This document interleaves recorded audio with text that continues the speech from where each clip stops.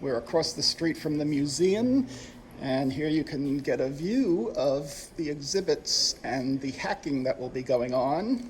Up front is Bill Degnan, the owner of Kennett Classic, and you can get one of those red shirts if you are not afraid of Star Trek wearing a red shirt.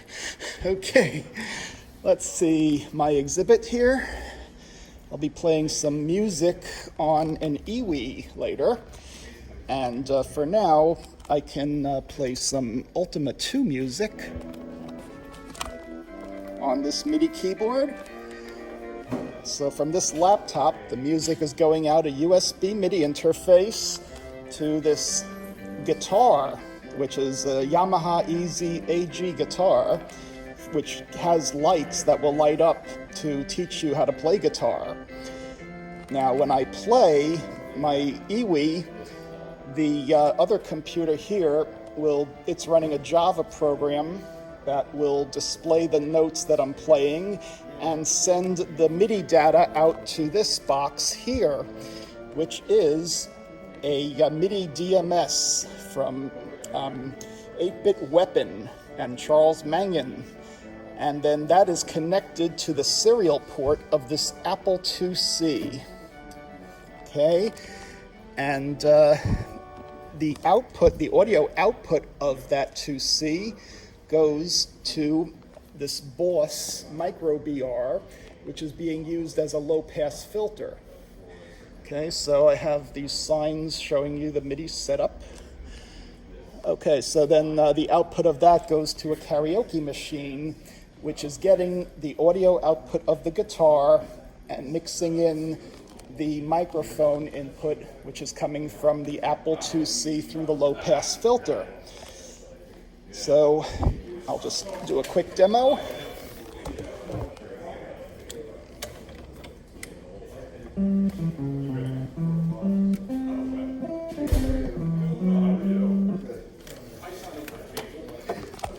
So I just played on the iwi, and you heard it using one of the voices of the Apple IIc. Now the 2GS is running a program from 1989 from ECS that required a passport MIDI interface. And here it's asking you to spell a word with music. So the first letter is a B, the second letter is an E. Yes, that's an E, and D for the third letter. And you've spelled the word bed. And then you get another practice. So that's an A-G-E. So I'm just going to put the A. No, go up one. You have to press the right octave. And for your help, here is your piano keyboard chart and circle of fifths. The circle of fifths is used later in this Play-Doh demo. So now what do we have here? A Rube Goldberg Timex Sinclair. We have a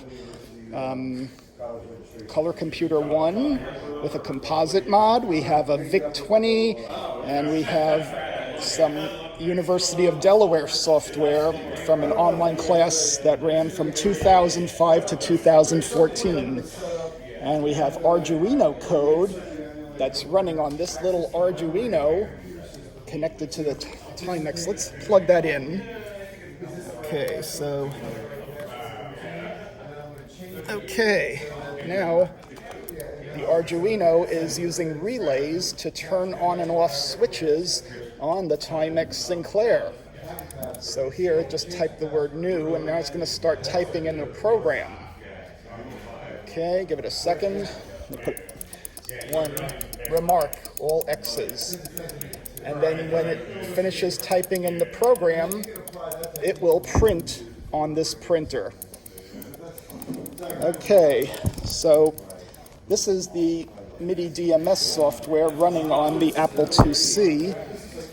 Now this is a program running on the beautiful color computer. So look at this composite output. Now this is a game called Words That Act, which came on tape. So let's see, would she accept a stone? No, probably candy. Okay, would she accept trash? No, probably candy. 2. Correct, candy. and it had voice synthesis? No, it had a tape recorder. The same as accept in this sentence. We will give the gift.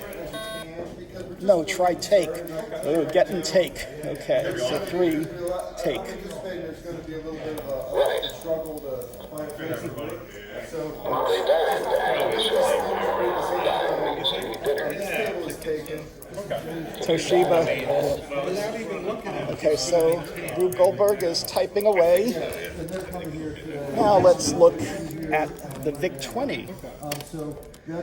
This is the VIC-20 MIDI interface, which is here, and it's taking MIDI input from this cable, which I can hook up to the keyboard, and it will play on the VIC-20. Now let's take a look at Play-Doh. So Play-Doh was used at the University of Delaware, and in the music department, they actually had a speaker connected to the Play-Doh terminals to play notes. So here is a Play-Doh lesson. Play-Doh has a modern server that anybody could join and play with.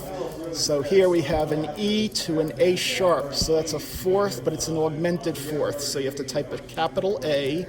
Okay, you have to click in here, type capital A and number 4, enter, and you get a good. And then you get another problem from F to A sharp, which is an augmented third. Okay, you're doing fine. And if you get it wrong, like let's say a minor third, no, try again. So F to E sharp, well, that's a 7th. So it's an F to F. It's really an octave, but it is an augmented 7th. Okay. Ask yourself the question. So what was nice is Play-Doh gave you nice help. So determine the size of the interval. So I think it's a 7th. Okay. But now the have to quality. share it with Alex. Is it the top note included? No, it's not. Okay, so now you know the interval is not perfect or major if it's higher or lower. Let's say it's higher. Good. Therefore, what is it? Capital A, and it's a 7th. Okay, so now you have to type up here, capital A7, and you're good.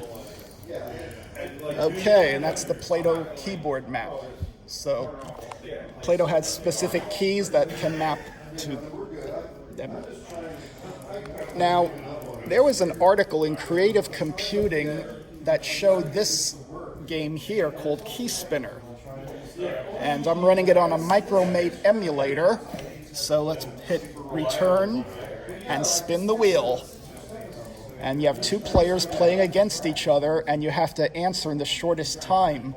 So what is 4 sharps? You have to type E and enter, and then good. Now you got 7 points. So player 1 has 17, player 2 has 3, and they could play all night, go through all the keys, and then you could go into the minor keys.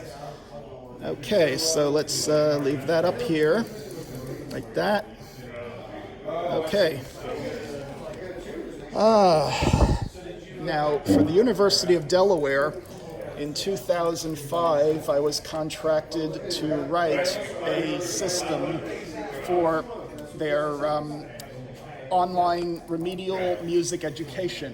By the way, here goes the Timex Sinclair printer. It just typed in the program and ran. So Rube Goldberg is running now. Okay, so let's take a look here. Okay, online education pioneer. Yes, they were, because in 1977 they had Play-Doh. 1997 they had a web presence, mostly influenced by Fred Hofstadter, who wrote Multimedia Literacy, and this is just another professor, Richard Vernesky, who he taught at the university and did research on CAI.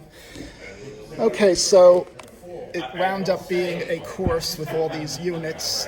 And the professor had reports of the exams, and the students would log in, and the student in the class would have exercises like this. So they're trying to write an E major scale, so they have to know that this should be a sharp. They could check their answer, but there are still some notes that are incorrect, so they could play theirs, and that's Java MIDI.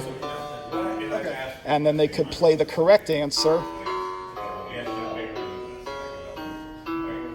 and show the correct answer if they give up, and then they see it's 4 sharps, it's an E major scale. Then they get their next answer, F. So it's totally student-driven. They can put notes anywhere they want. They can just play around and play their composition.